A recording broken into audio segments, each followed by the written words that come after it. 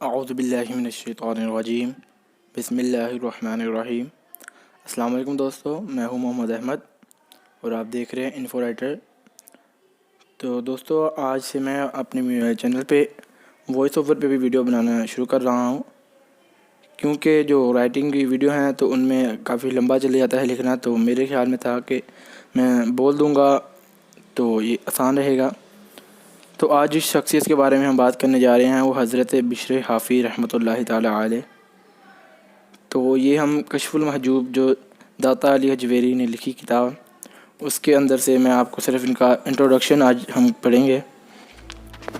حضرت بشر حافی کا تعارف کرنے سے پہلے یہ میں آپ سے درخواست کرنا چاہوں گا کہ میں اب آگے سے اپنے چینل پہ جو ویڈیوز ہیں وہ زیادہ تر اولیاء کرام یا صحابہ کرام یا انبیاء علیہ السلام پر کی تعارف یا ان کے کسی واقعات، کرامات، معجزات کے بارے میں ویڈیو بناؤں گا۔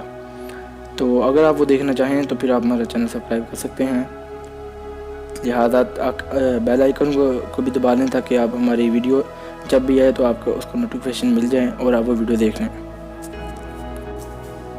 طریقت کے اماموں میں سے ایک بزرگ سریر آرائے معارفت تاج اہل معاملت حضرت بشر حافی رحمۃ اللہ تعالیٰ علیہ ہیں۔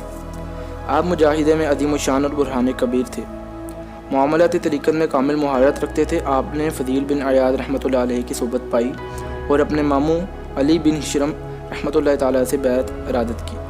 آپ علم، اصول و فروغ کے عالم تھے۔ ابتدا کا یہ واقعہ ہے کہ آپ ایک دن نشہ کی حالت میں گھر سے نکلے، راستے میں ایک کاغذ کا پرزہ ملا جس پر بسم اللہ الرحمن الرحیم لکھا ہوا تھا۔ تعظیم سے اٹھا کر خوشبو سے معطر کر کے پاک جگہ میں رکھ دیا۔ اسی رات آپ نے خواب میں دیکھا کہ اللہ تعالیٰ فرماتا ہے کہ اے بشر، تم نے میرے نام کو خوشبوؤں میں بسایا، قسم ہے مجھے اپنی عزت کی کہ میں تمہارے نام کی خوشبو دنیا اور آخرت میں پھیلاؤں گا، یہاں تک کہ جو بھی تمہارا نام لے گا یا سنے گا اس کے دل کو راحت نصیب ہوگی۔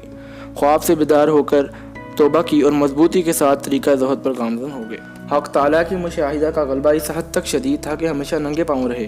لوگوں نے برہنہ پاؤں رکھنے کی وجہ پوچھی تو فرمایا زمین خدا کا فرش ہے، میں جائز نہیں سمجھتا فرش پہ چلوں کہ میرے پاؤں اور اس کے فرش کے درمیان کوئی اور چیز حائل ہو۔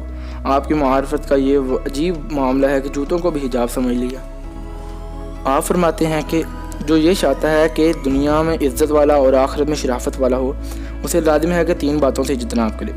ایک یہ کہ وہ اپنی ضرورت کسی سے بیان نہ کرے، دوسرے یہ کہ کسی کو برا نہ کہے، تیسرا یہ کہ کسی کی کھانے کی دعوت قبول نہ کرے، کیونکہ جسے اللہ کی معرفت ہوگی اسے مخلوق کی محتاجی نہ ہوگی، چونکہ خلق کی محتاجی عدم معرفت کی دلیل ہے۔